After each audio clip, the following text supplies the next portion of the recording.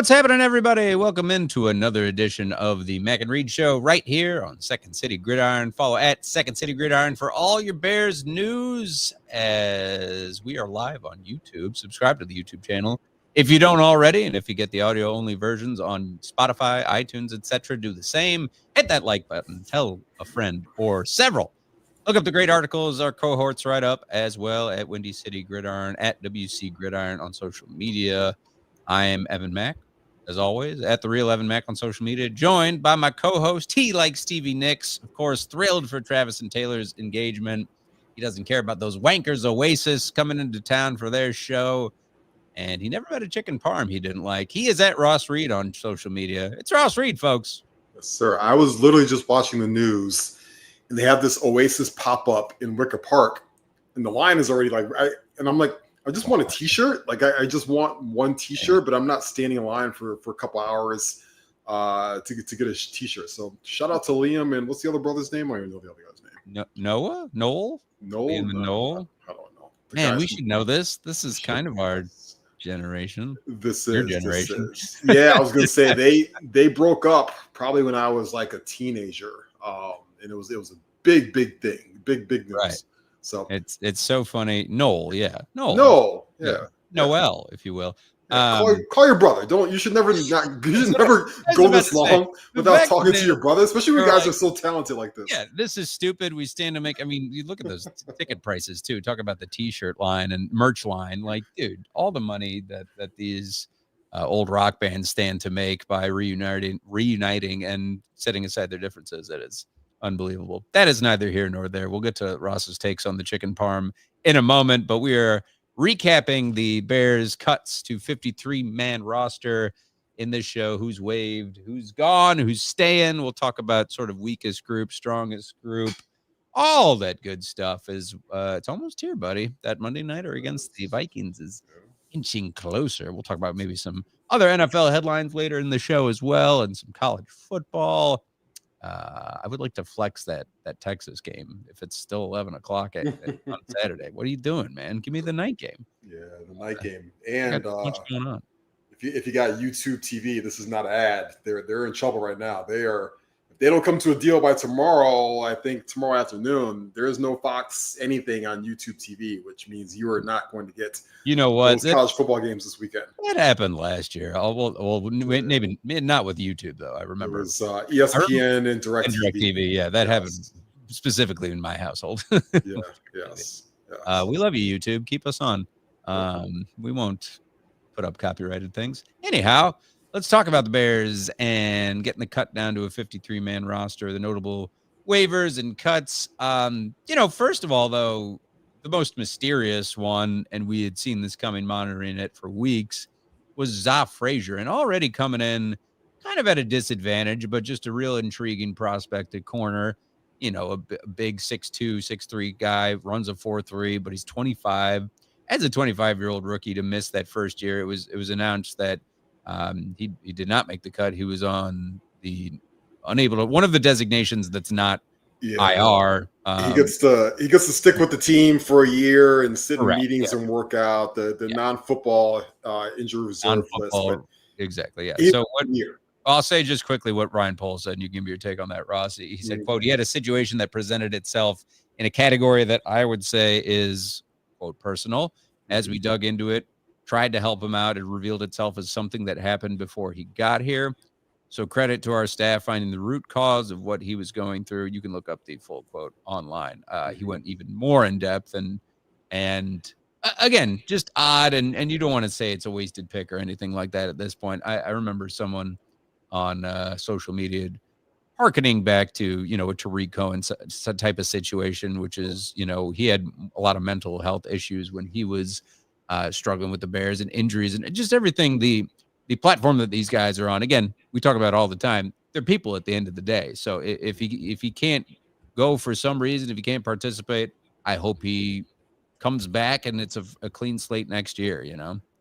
That's where we're at.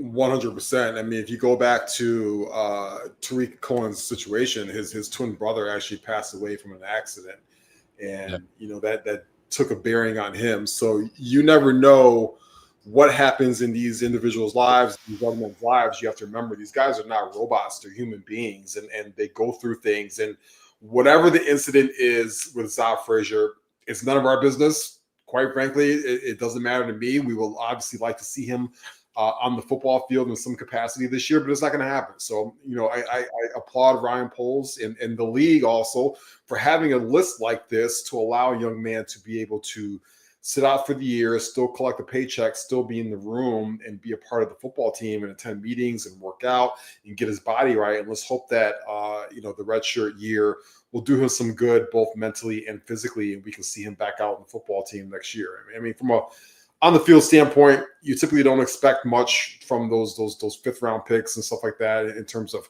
how much they're going to contribute early on. It would have been nice, as like I said, to see him out there, even if it was special teams or anything like that. But, at the end of the day, this is just a sport and it's bigger than football. And whatever this young man is going through, as a Bears community, as a fan base, we need to lift him up and wish him nothing but the best. And let's hope we see him out there healthy mentally and physically next year in 2026. Yeah, no question. It's going to be tough starting off your career, so to speak, at 26 years old. It's already an uphill battle, but wish him all the best. Get yourself right, young man. But on to the other notable cuts, I would say, before we look at the 53-man roster and see if there's any surprises, anything of that nature. Basically waived Miller Bradford, Xavier Carlton, Alex Cook, Power Eccles, Caleb Hayes, Austin Reed, who was, that fringe, like 4th, he's going to be a practice squad quarterback. He was last year anyways. Ian Wheeler, who we talked about at length, may have an opportunity, especially with Travis Homer starting on IR, with the running backs that they did keep. Joel Wilson, already 3 tight ends being kept on the roster right now. And then release Trey Flowers, Royce Freeman. What a tough slide he's had. The running back journeyman, and then Joshua Miles. So looking at, offensive line, Joshua Miles really the only notable cut there. And any insight on that, Ross, or did you have any gut reactions when that? No, I mean, I think to me, the 2 biggest surprise cuts, and I say surprise in quotation marks, it really wasn't a surprise, but you look at Tyler Scott, you look at Zach Pickens, and these are 2 third-round picks from a couple of years ago. And so you see those guys being let go, and you think theoretically, there's your surprise right there, because you hope that they would contribute in some capacity, right? And so, there's a lot of talk today on Ryan Poles' record as a drafter. And listen, he is not absolved of any blame, or he's certainly not perfect, not Teflon at all. I mean, he's got some solid picks. He's got some misses. Every general manager does. If you look across the league today, I think the common theme that I saw was a lot of 2nd round and 3rd round picks are being let go today and looking for new jobs. And it shows you just kind of where the league is at right now. Back in the day, I felt like we were like, if you were drafted rounds 1 through 3, you were probably going to be a solid contributor at the very least for quite a bit of time in the league. And now we're seeing a lot of these 5th, 6th, 7th round undrafted players sticking with rosters now right away and making contributions, and they're beating out some pedigree guys that were drafted in the 2nd and 3rd round. So it's not just in Chicago. We're hyper focused on our Bears situation, but you look across the league and it's going on, especially, and this does relate to the Bears, when you start seeing new head coaching regimes come in, and you look at Zach Pickens, who was a guy that just couldn't really contribute. He couldn't stay healthy on the football field, and he does not fit this Dennis Allen scheme at all. And so he is out there looking for a new job. I think the writing was on the wall when you saw them go after a guy like Shamar Turner in the draft this year, and he's also coming back and getting healthy, and they beefed up and got, like your Grady Jarrett's and stuff like that. And then you look at Scott, and you thought, okay, this young man could maybe at least contribute and be a special teams role, a player, maybe a return guy, maybe a punt returner. He just wasn't good at that. And he made a lot of mistakes, even in this preseason as well. And I promise you, a guy like Ben Johnson, who is very detail-oriented, was not going to put up with Tyler Scott making mistakes on special teams, and he doesn't give you much value on offense. And so, good. Thankfully, Devin Duvernay, who's the free agent that they picked up from Jacksonville, is getting healthy. Yeah, is getting healthy at the right time. That would be your specialist this year, and that means there's no spot for Tyler Scott with this regime. They don't have the time for it. But yeah, silver lining. Jade Walker, right? Your phenom that won the game last Friday against Kansas City, and he's 6'3", he's 206 pounds, wide receiver from Texas A&M. There's your fun story of the year so far. Undrafted free agent. The kid's 23 years old. He's got a big body. He's number fun. Please change that number 20 jersey. That's all I asked for. But it's good to see him make this football team. Yeah, please. I can't watch a number 20, 6'3" guy wide receiver. That's just the old millennial in me. Get that stuff out of here. Almost cursed. Mm-hmm. I'm with you. The sixth wide receiver being Jade Walker, and his dance was real clean. We had seen it before, and I apologize. Updated list was waiving the again, talking about wide receiver and defensive line being particularly deep, waiving Maurice Alexander, Britton Brown, who we saw get a lot of reps, Luke Elkin, specialist, Jonathan Ford, Mekhi Gardner, Jamry Chroma, Jordan McCannon, Zach Pickens, Tyler Scott not making the cut, Ricky Stromberg on offensive line, J.P. Richardson. And Jalen Johnson getting activated to the roster. Let's get into it. As far as the 53-man roster, we knew where we were going to be at with quarterback. I did talk about Austin Reed, who's going to be on the practice squad most likely, unless he gets an offer from another team. Caleb Williams, Tyson Bagent, Case Keenum. I believe we signed off last week as Tyson Bagent got that the following day, that 2-year, $10 million contract, which is well-deserved. Mm-hmm. And it wasn't necessarily part of our pre-show breakdown, but the way that he's performed, and God forbid anything happens with Caleb Williams, you do feel some sense of confidence in your backup in Tyson Bagent there, and the way he was able to light up the last 2 games of the preseason and just continue to be sharp. And he knows that it's Caleb's team, so to speak. And I think, the role of that backup quarterback is just to stay ready. And so that's what he'll do at this point. And then Case Keenum, just a great sort of mentor, journeyman for both those guys that we mentioned, in Caleb and Tyson. But good for Tyson, man. That presser, if that doesn't get you emotional, just where he's coming from, you're made of stone, and just how cool it is for him to have earned that contract now to get extended. I 100%. I have I shout out to the people of West Virginia. I have been through some very rural parts of West Virginia, and it is not for the weak-hearted. It can be very rough down there. And so shout out to him and his family. He now can take care of everybody, and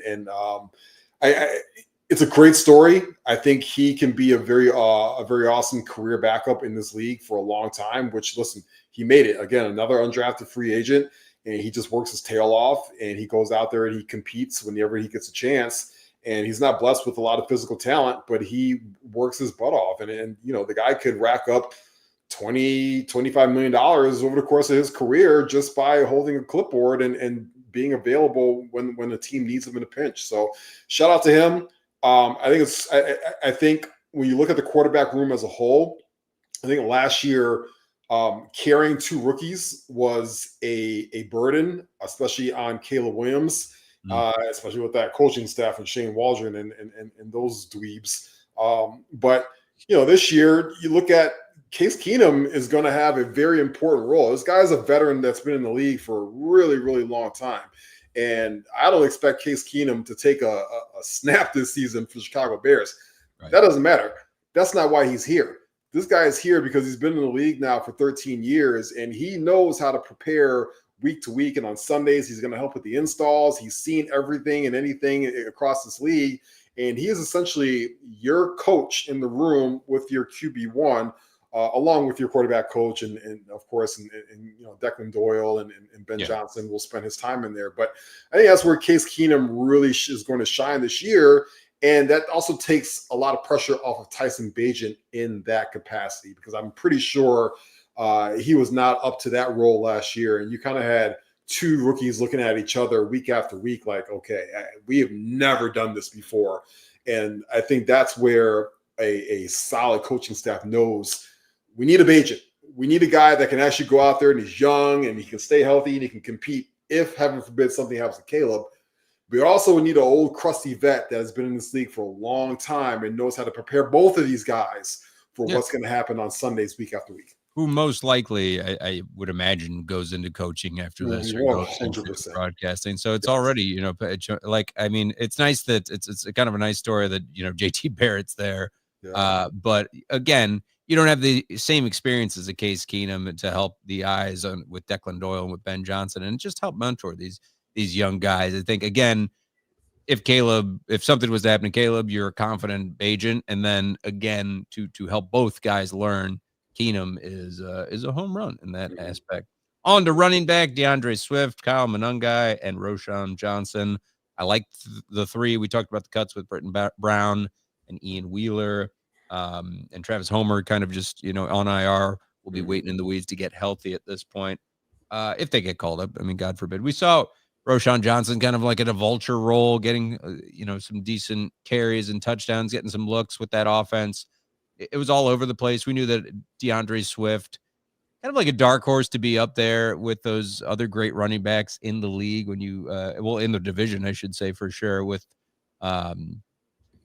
just the way that Detroit and the way that Green Bay had run the ball last year, and they got two all-world running backs there. Not to mention Aaron Jones, I believe, still with the Vikings. So the Vikings, yep. Yeah, and so is in Green Bay right now. Jordan Mays, yeah. But yeah, Monangai, we figured would be making this roster, and hopefully he gets some looks as well. But with DeAndre Swift, I think he really fits into that. You know, you hate to just compare immediately to Detroit, but what Ben Johnson would be using Jahmyr Gibbs for, as able to catch passes, and just spread the field out for him. So yeah, I like the three running back choices there. Yeah, I mean, this room does worry me the most. It's mostly from a talent aspect. It's probably like a solid C plus B in that area. It worries me the most from a health standpoint. Where we did not see Roschon Johnson or Monangai for quite a few weeks now. We didn't know. It was still even murky today when Ryan Poles was talking about both of them. He said he expects them to bounce back and stay healthy. I did think that it was interesting that he spoke more glowingly about Monangai than Roschon Johnson. It does make me wonder if, I kind of tweeted this out earlier, is Roschon Johnson completely safe? We talk about being available throughout his career. I like him. I think he'll be a good goal line, short yardage back in Ben Johnson's system. The guy just can't stay on the football field. He's been hurt quite a bit in his career. I actually think Monangai might be running back number 2 right now on this roster. His pass protection is a little rough, but I think when they need some physical runs between the tackles, Monangai might be the guy. And I would not be surprised if the Bears saw a better option on the waivers over the next day or so, that they go out there and they pull a guy and maybe they let go of Roschon Johnson. So I think that's still something to monitor on. I'm with you on Swift. I think Swift can have he didn't have a bad year last year. Again, the offense as a whole was a nightmare that last year. I think he needs to do a better job of seeing the hole and finishing runs. I think sometimes he tends to, especially on those zone reads when he tries to bounce down on the outside, he doesn't quite cut back and find the hole like you would like him to. But he's a very capable receiver. I think that's going to come to play a lot in the offense. He will break the occasional long run here and there. Doesn't have quite breakaway speed, but still decent enough speed to get off some good runs. So I think he's going to be your primary 3-down back, but you still need a guy that comes off the bench and can get some tough yards and can give him some blows. I think for now, that guy's a Monangai. I'd like to see Roschon Johnson, maybe if he's healthy. But again, I think that the Bears and Ryan Poles are going to look at the waiver market tomorrow and see some options out there. I know, Stime is out there, the running back who was a rookie last year from Notre Dame with Denver. He has got some fumbling issues last year, but he's a big bruising back that they could potentially bring on board if they wanted to. He's got ties, obviously, with Declan Doyle, who was with the Broncos last year, now the offensive coordinator for Bears. There's some other names out there as well. So we'll see. I expect we heard today, Poll says that they were going to order some food in Hallis Hall and pull an all-nighter looking at the waiver wire. They are 10th right now on the list. So let's see. I think this 53 is going to look pretty different over the next 48 hours. Yeah. Yeah. Like you said, with a sort of top pick in the waivers, our own Jacob Infante just talked about taking a flyer on Estime, possibly if you are in the Bears' shoes. And we will talk about wide receiver next, which is one of the, positions that's trending more upward, I would say, for sure, with DJ Moore, Rome Odunze, Olamide Zacchaeus, Luther Burden, Ja'Day Walker, and Devin Duvernay making the squad. And we knew that big, the three, I don't know, a lot of people probably thought that Luther Burden would make a bit more noise in camp, but he just had a slower start and it's tough for a rookie to make an impact with this group already. Rome Odunze kind of poised for a great sophomore season here. We know what DJ Moore brings and his versatility, but I really liked what I saw the little bit from Zacchaeus as that third option for Caleb Williams in the preseason action. And then the guys we talked about, Devin Duvernay, doing all the special teams things you want, and Ja'Day Walker just to give you a variety of different looks perhaps. And then, hopefully Luther Burden has some just some games where he is an active participant and starts to learn the speed of the NFL and where he fits in on this offense and can be as much of a weapon as a lot of those Lions receivers that weren't named Amon-Ra St. Brown last year for Ben Johnson.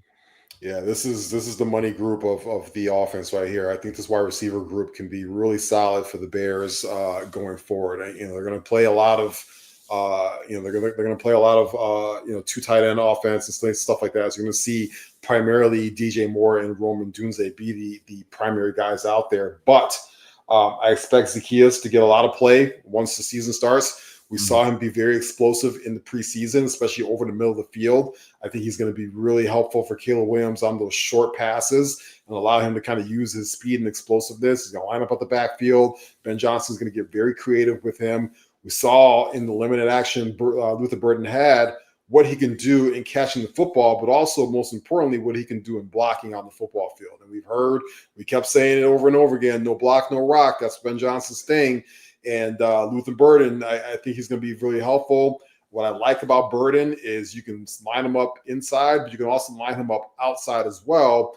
What I loved about what we saw the last preseason game against the Chiefs, especially on that last touchdown drive before the half, you got Roman Dunze in the slot. And I think you put a big guy like that in the slot and you can be able to move him around. That's pretty much a nightmare matchup for defenses. Your number one corners, they don't want to go in the slot and feel out of position. Roman Dunze is 6'3", 215 pounds. All of a sudden, you've got a nickel cornerback trying to keep up with a guy like that at that size, at that speed, and that could be another matchup nightmare for teams too. So I love this wide receiver core.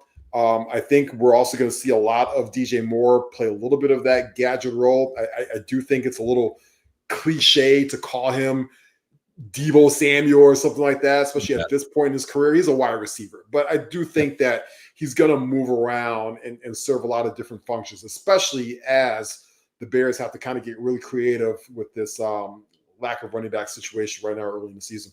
DJ Moore, good at football anywhere you put him on the field, though. And we know with Ben Johnson, the way he ran that Detroit offense the last couple of years, he's got some tricks up his sleeve, and he plays to these players' skill set. So let's see. Throwing touchdown passes to offensive linemen. Who knows? We shall see. Brings us to tight end with Cole Kmet, Colston Loveland, Durham Smythe, who is the Notre Dame journeyman.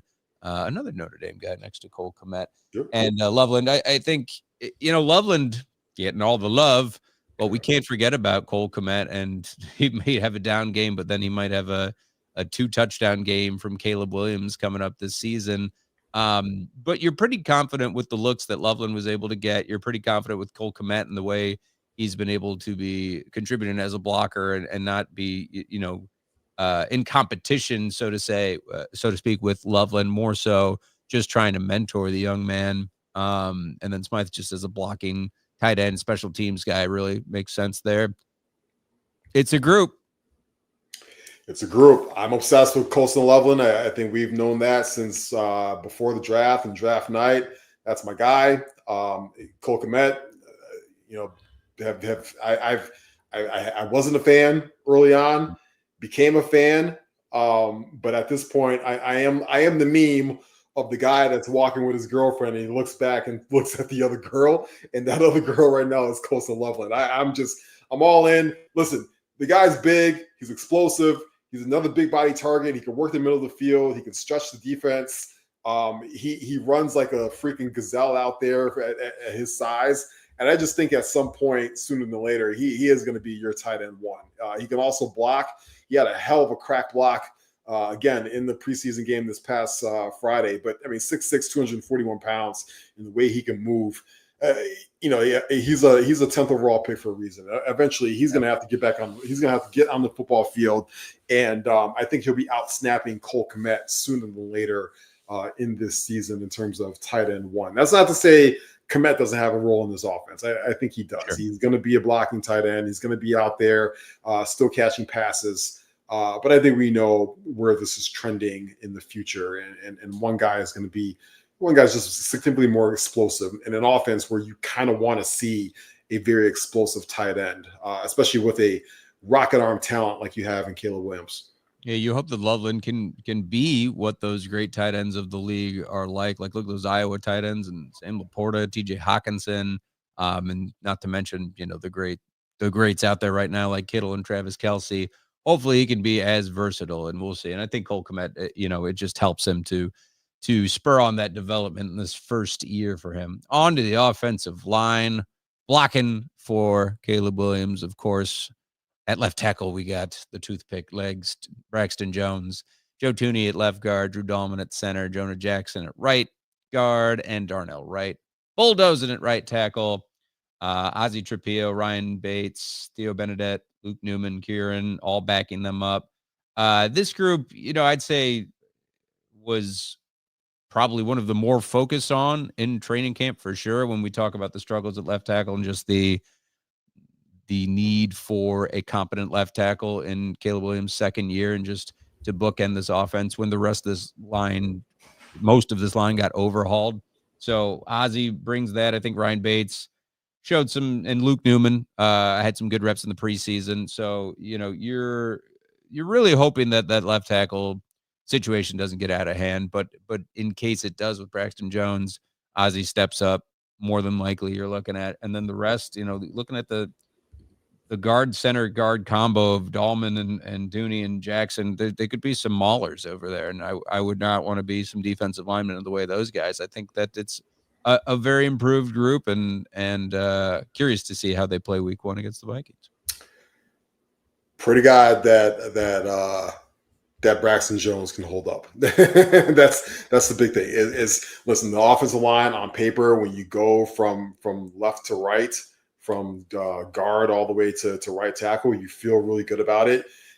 Obviously, we just do not feel good about Braxton Jones today. I think when he's healthy, I feel like he's a competent left tackle.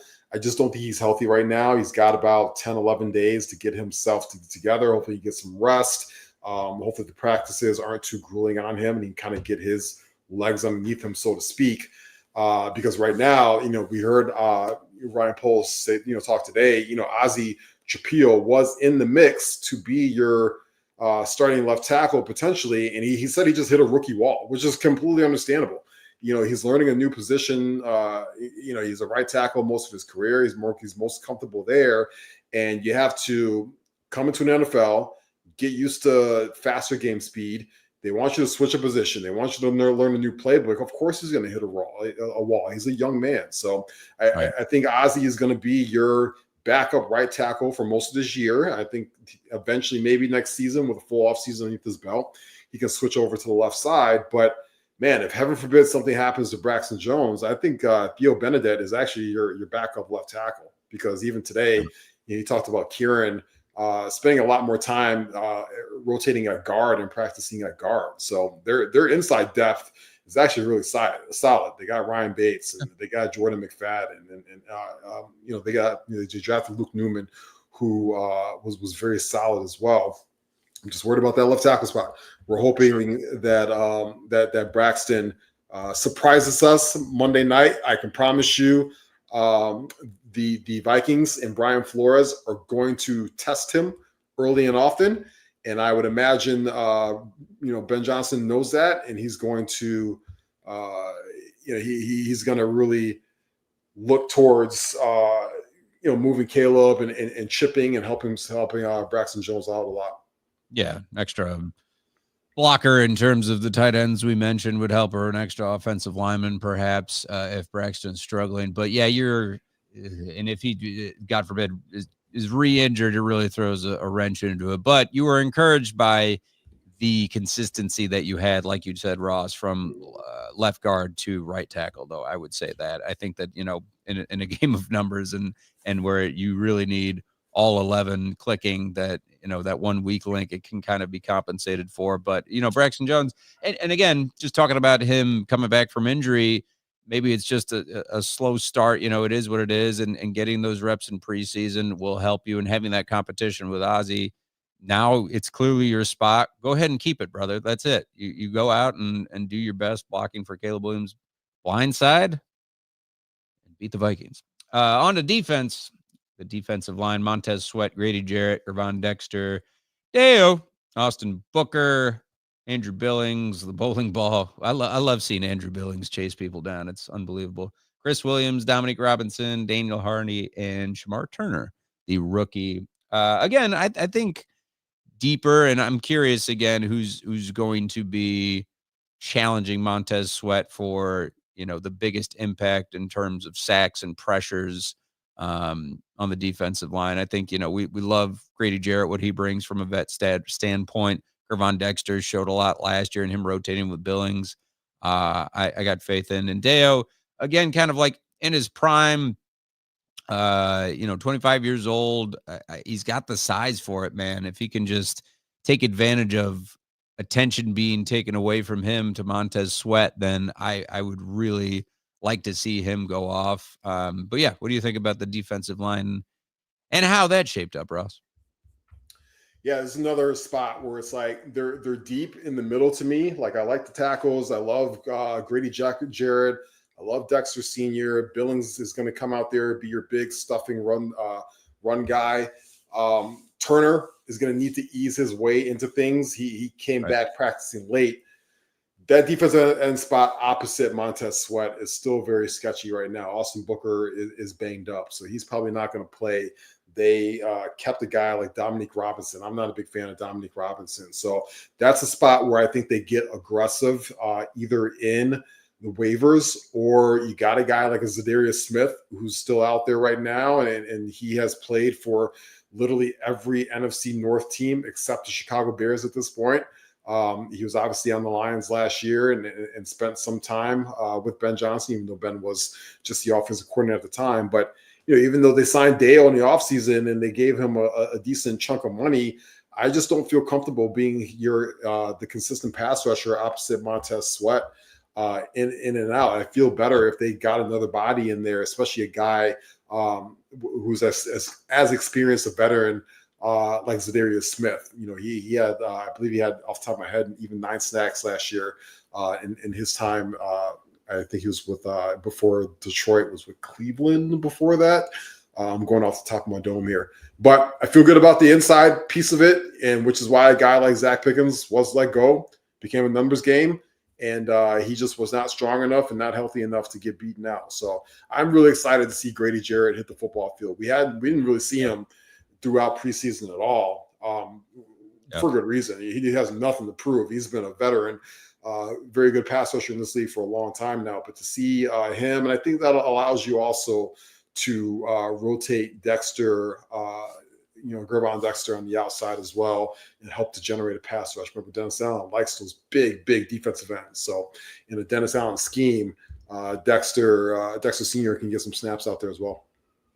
Yeah, you hit it on the head as far as the pass rush is concerned, and someone opposite Montez Sweat. And we'll just keep an eye on waivers and see if it does get, improved right before the season starts. But you're really putting a lot of pressure on Montez Sweat. But we saw that Dennis Allen had some very unique looks and blitz packages to get after the quarterback. He wasn't pulling any punches in the preseason, I'll tell you that. On to the linebackers. And, of course, we have Tremaine Edmonds, TJ Edwards, Noah Sewell, Ruben Hippolyte, Carl Jones Jr. Ruben Hippolyte playing, all the preseason, a lot of snaps, the rookie from Maryland. And pressure's on for him to perform. We know what TJ Edwards brings to the table and how he's just been all over the field and really just a captain of that defense. Great. Tremaine Edmonds, solid vet. I like the group, in terms of the depth. Noah Sewell, hope that he can stay healthy as well. He had a couple iffy moments. And Carl Jones Jr., more depth. But, 5 linebackers just made sense when you look at how we'll get to corner and safety in a moment here. Yeah, I mean, the depth of the linebacker core, a little thin, especially TJ Edwards did get banged up today in practice. You're going to need Tremaine Edmonds and TJ Edwards to play a lot of snaps this season. Ruben Hippolyte is a very, very young, raw football player. I'd imagine he's going to contribute a lot of special teams, especially with that kind of speed that he has. But outside of that, I don't know if you want to trust him on a down-to-down basis. I am impressed with what Noah Sewell was able to do.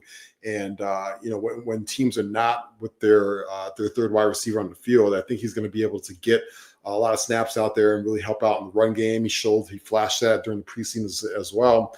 And then you get Carl Jones. Carl Jones is kind of a surprise keeper on this team. He's, again, another one of those undrafted free agent guys, a linebacker, a little shorter. He's only 6 feet tall from UCLA. But, again, this coaching staff was impressed with him. He's going to show a lot on special teams. But, it's a little thin in terms of a depth. You're leaning a lot on some veterans in Edmonds and Edwards to stay on that football field on all 3 downs. And let's hope that those 2 guys can stay healthy this year, because the depth outside of it is not ideal.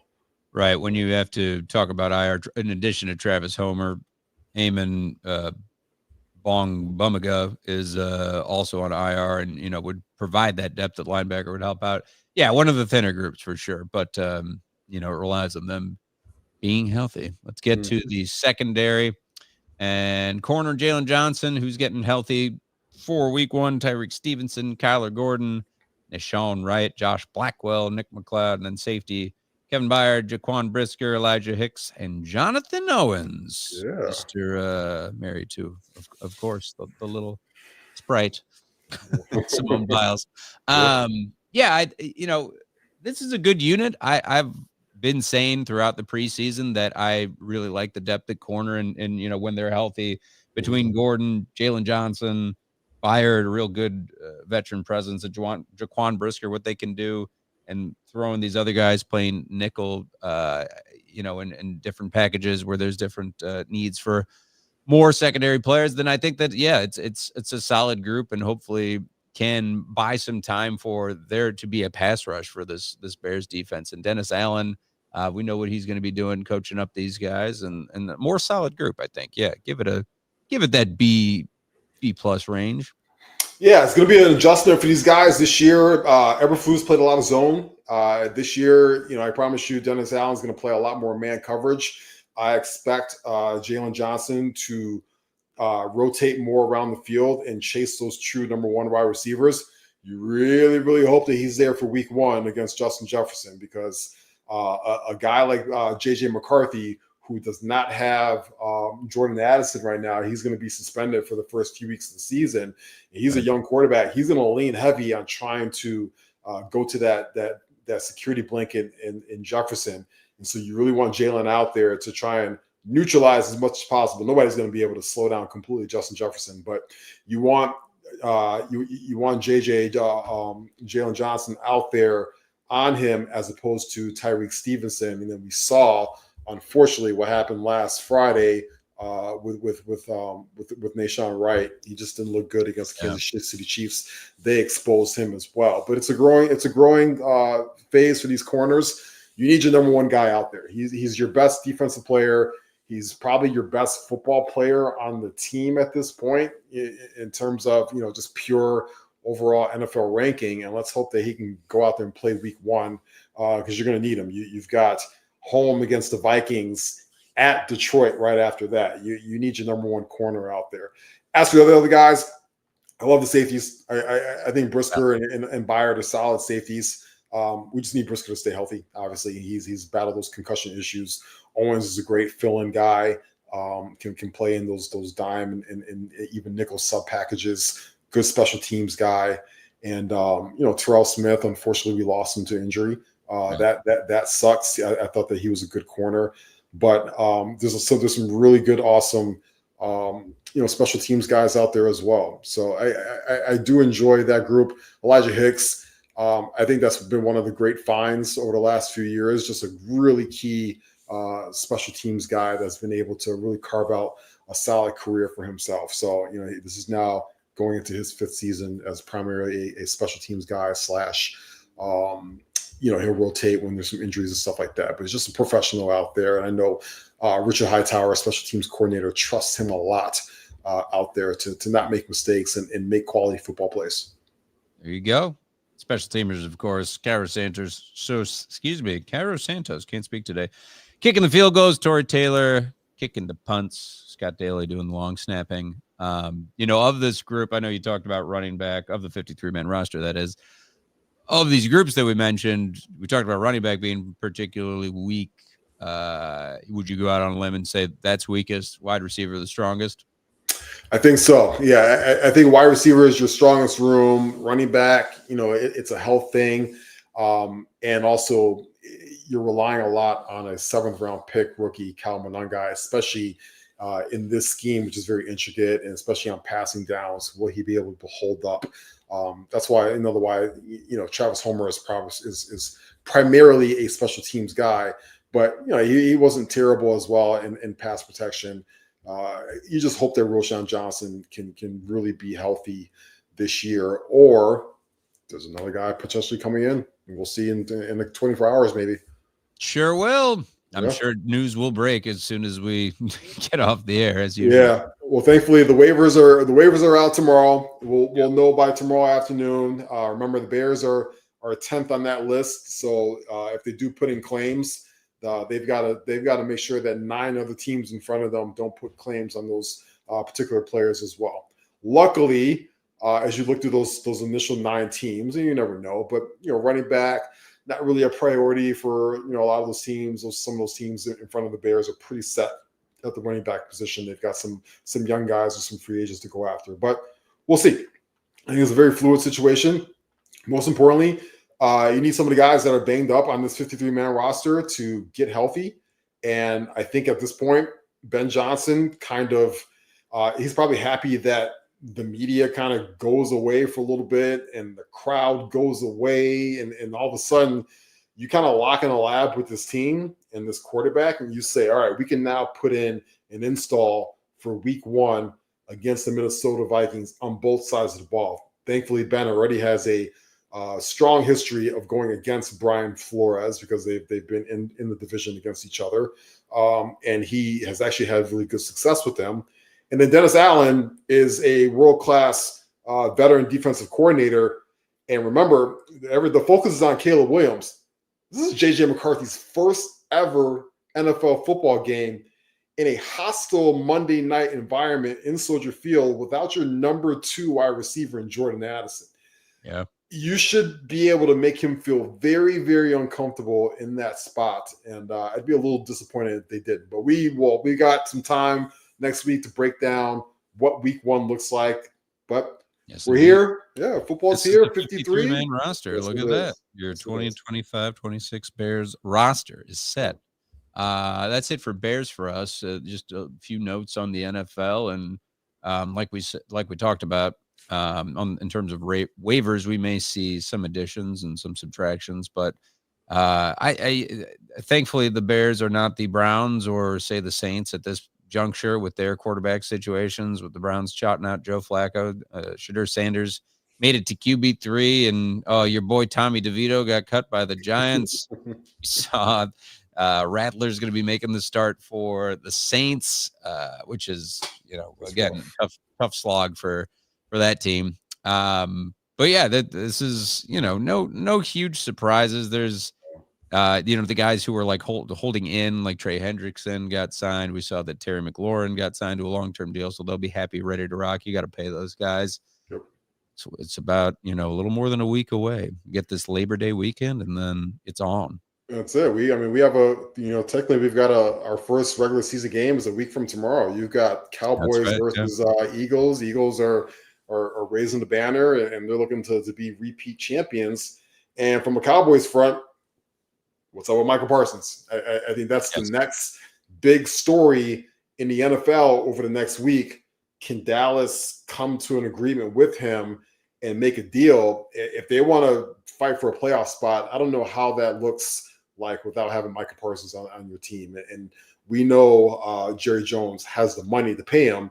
He's just doing Jerry Jones stuff where he gets really stubborn this time of year. And, typically he ends up paying guys. So let's hope, I think for our sake, from a Bears fan standpoint, the Cowboys do sign Micah Parsons, because if they don't, I think if they, heaven forbid, were to trade him, unfortunately, I think the Green Bay Packers will actually be at the top of that list that could potentially pull that off. And we don't want to see that happen. So let's hope this long-standing feud between those two guys gets done, and number 11 is on the Cowboys for week 1 next week, because the alternative could be the Packers. We don't want that.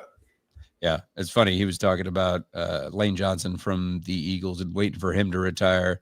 Like, just stay in your division. We don't want to see you in the NFC North, Micah. You are pretty good. Texas, Ohio State on Saturday. 11 o'clock game. That should be fun to watch. Already, big ranked game, and college football is here. There was some action last week too in LSU, Clemson. Some good spots here. Notre Dame, Miami in the first official week, if you will. That's right. I will actually be in Miami this weekend. So I have the game. You know what? I'm not opposed to it. I was glancing at some tickets. You might see me. Yeah, you might see me in the house at the Hard Rock for Saturday. Why not? Right? Why not take in a fun college football game like that? In that fake place that is Miami. Have yourself a time, my friend. Make believe city. Make believe city. That's all I got. Yeah, you'll be out of town for this Labor Day weekend, which will be great. I'm gonna try to be grilling something, that's for sure. As the sun's still shining, we'll still get some 70-degree days. But summer officially moves to fall, more or less, into September here, and that's it for us. Thanks to everybody for watching and listening in on YouTube and on Spotify, iTunes. Remember to hit that like button, tell some friends. Again, follow at Second City Gridiron for all the Bears news throughout the season, as we are a week and change away at this point. I'm Evan Mack. I'm at the real Evan Mack on social media. Ross is at Ross Reed. Everybody have a great week. Have a great Labor Day. We'll be back on next week. For now, we say so long. Be good to each other out there. Bye-bye.